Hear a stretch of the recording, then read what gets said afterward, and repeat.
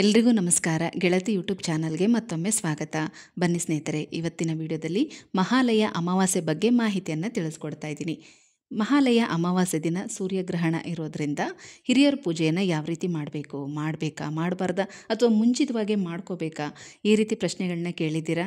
ಈ ವಿಡಿಯೋದಲ್ಲಿ ನಿಮ್ಮೆಲ್ಲ ಪ್ರಶ್ನೆಗೂ ಕೂಡ ಉತ್ತರ ಕೊಡ್ತಾ ಇದ್ದೀನಿ. ಅದಕ್ಕಿಂತ ಮೊದಲು ಗ್ರಹಣ ಇದೆಯಾ ಇಲ್ವಾ, ಭಾರತದಲ್ಲಿ ಗೋಚಾರ ಆಗುತ್ತಾ, ಯಾವ್ಯಾವ ಕಡೆ ಗೋಚಾರ ಆಗುತ್ತೆ ಮತ್ತು ಗ್ರಹಣದ ಸಮಯ ಪ್ರತಿಯೊಂದನ್ನು ಕೂಡ ತಿಳಿಸ್ಕೊಡ್ತಾ ಇದ್ದೀನಿ. ವಿಡಿಯೋನ ಕೊನೆ ತನಕ ನೋಡಿ.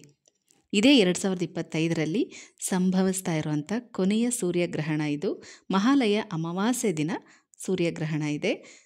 ಈ ಸೂರ್ಯಗ್ರಹಣ ಸೆಪ್ಟೆಂಬರ್ 21ನೇ ತಾರೀಕು ರಾತ್ರಿ 11 ಗಂಟೆಗೆ ಪ್ರಾರಂಭ ಆಗುತ್ತೆ.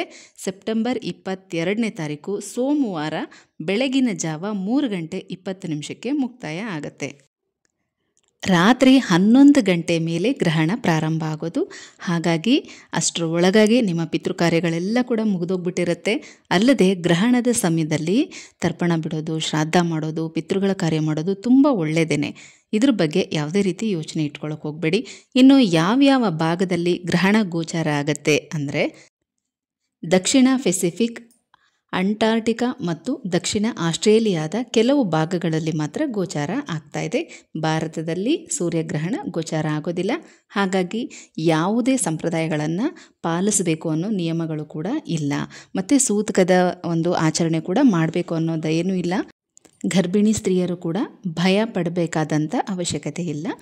ಆರಾಮಾಗಿ ಹಿರಿಯರ ಪೂಜೆಯನ್ನು ಮಾಡ್ಕೋಬಹುದು.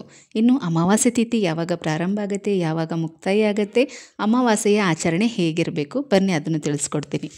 ಸೆಪ್ಟೆಂಬರ್ 21ನೇ ತಾರೀಕು ಭಾನುವಾರ ಮಧ್ಯರಾತ್ರಿ ಕಳೆದ ನಂತರ ಅಂದರೆ 12 ಗಂಟೆ 15 ನಿಮಿಷಕ್ಕೆ ಅಮಾವಾಸ್ಯೆ ತಿಥಿ ಪ್ರಾರಂಭ ಆಗುತ್ತೆ.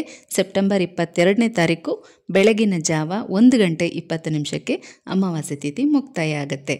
ಈ ಅಮಾವಾಸ್ಯೆ ದಿನದಂದೇ ಪಿತೃಗಳ ಕಾರ್ಯ ಯಾಕೆ ಮಾಡಬೇಕು, ಯಾಕೆ ಅಷ್ಟೊಂದು ಮಹತ್ವ ಇದೆ ಅಂತಂದರೆ, ಈ ದಿನ ಅಂದರೆ ಮಹಾಲಯ ಅಮಾವಾಸ್ಯೆ ದಿನದಂದು ಸೂರ್ಯ ಮತ್ತು ಚಂದ್ರರು ಒಟ್ಟಾಗಿ ಭೂಮಿ ಮೇಲೆ ಅದರ ಜೀವಿಗಳ ಮೇಲೆ ತಮ್ಮ ಗುರುತ್ವಾಕರ್ಷಣೆಯನ್ನು ಬೀರ್ತಾರೆ.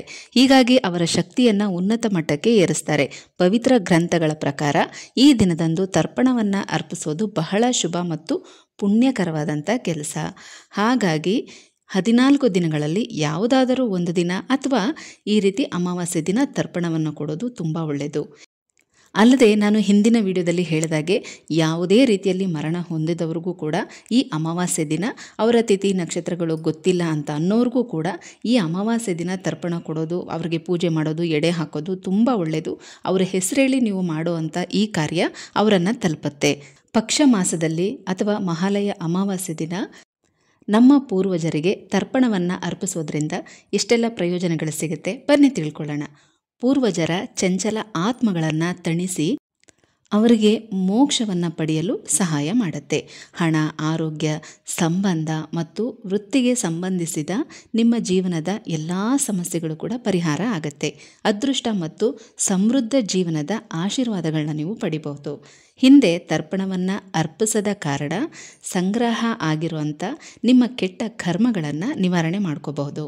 ಅಷ್ಟೇ ಅಲ್ಲದೆ ನಮ್ಮ ಪೂರ್ವಜರ ಕೆಟ್ಟ ಕರ್ಮಗಳೂ ಕೂಡ ನಿವಾರಣೆ ಆಗಿ ನಮ್ಮ ಎಲ್ಲ ಕೆಲಸ ಕಾರ್ಯಗಳಲ್ಲಿ, ನಮ್ಮ ಎಲ್ಲ ಪ್ರಯತ್ನಗಳಲ್ಲಿ ಯಶಸ್ಸನ್ನು ಪಡೆಯೋ ರೀತಿ ಆಶೀರ್ವಾದ ಮಾಡ್ತಾರೆ.